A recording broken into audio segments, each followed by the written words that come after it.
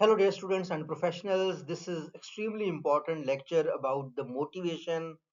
First of all, you will understand the basic types of motivation. What is motivation? And then, as a student, you can also get motivated. You can also motivate your teams if you're a professional. So this is going to be something great. Starting with the what is motivation?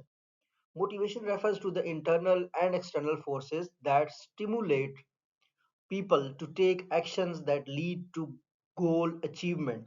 Whatever your goal is, if you want to become something, you need some internal or external forces that stimulate you to take the action to work on something and to achieve your goals. For instance, if somebody is poor, then his internal self, if his parents are poor, so his internal self kind of motivate him to become rich.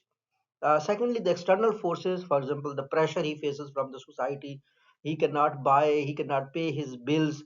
So these kind of external forces also stimulate him to take the action and achieve the goal. Sometimes what happens is that our hormones, for instance, we need dopamine, something says some good words to you, we get motivated. So we will be discussing it in the details. So why motivation is important? Extremely important because it improves our performance, it increases the job satisfaction, it reduces the absenteeism in the companies, it enhances the commitment. So types of motivation, there are basically two types of motivation one must know. First is intrinsic and the second one is extrinsic. As clear from the name, intrinsic mean that driven by internal satisfaction, interest and enjoyment of a task itself, while the extrinsic is the driven by the reward such as salary, bonus.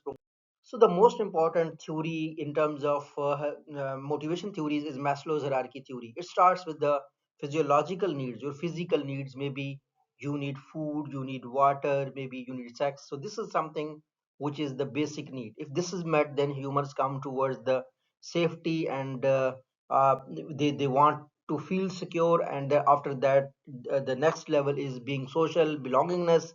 And then people talk about the esteem, which is their ego. They want to buy something, they want to want the best thing. And the last level is self actualization, where or someone becomes larger than life and his motivation is not just about himself, it is about the society. We can say the leaders like Lincoln, like Muhammad Ali, like Gandhi, they reach to the motivation level of self actualization. Coming towards the next, so there are practical implications of Maslow's hierarchy theory. For example, organizations must fulfill lower level needs before expecting higher level performance. For instance, if your some employees on lower level, you must take care of his food and shelter. If some employees on higher level, you must give him recognition. You must give him a better respect in the society.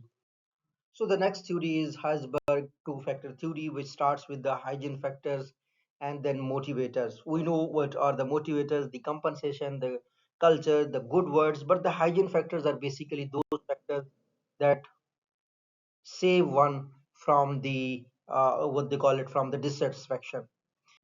We can say hygiene factors prevent dissatisfaction, motivators create satisfaction. So we have to avoid those that, for example, hygiene factors can be disrespect, can be not a better. Then comes the theory X and Y. Theory X says that employees dislike work, therefore you need to push them, while the theory Y says that employees enjoy responsibilities, give them responsibility and authority. Then there come Mackland's theory of needs. There are three needs every person needs, that is, need for achievement, need for power, and need for affiliation. If you go to the next thing, there's Vroom's expectancy theory. It's extremely important theory. It says that motivation is equal to expectancy multiplied by instrumentality multiplied by valence. Expectancy means the effort a person put. If I work hard, will I hit my targets? And instrumentality means the performance. If I hit my targets, will I be rewarded? And valence is the do I find the reward desirable? So these three factors are extremely important to keep the employees happy. Each theory explains motivation from different perspective, and each theory is important. Motivation in real life means that business organizations employees need motivation, educational institutions need motivation, government organization need motivation.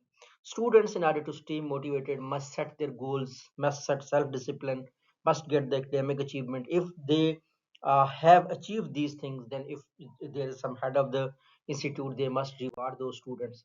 Motivation for performance for the professionals is their performance improvement, career growth, leadership, effectiveness.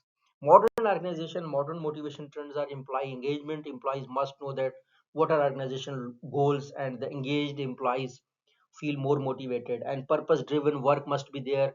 AI based must work be there for the generation Z, millennials, and alpha generation and beta generation. So common mistake that people make on while motivating their employees. The first common mistake is that over reliance on money. Money is important, but it's not everything. You must not say that I'm giving money, I can disrespect, I can say anything. Second thing is ignoring individual needs. Everybody has own individual needs, and poor feedback must be controlled. So key takeaway is that motivation drives behavior. One theory does not fit all. Managers must accept. So there is a discussion that you need to answer in the comment section. Which theory best explains human behavior? Can money alone motivate people? Please answer me in the comment section. See you in the next lecture. Thank you.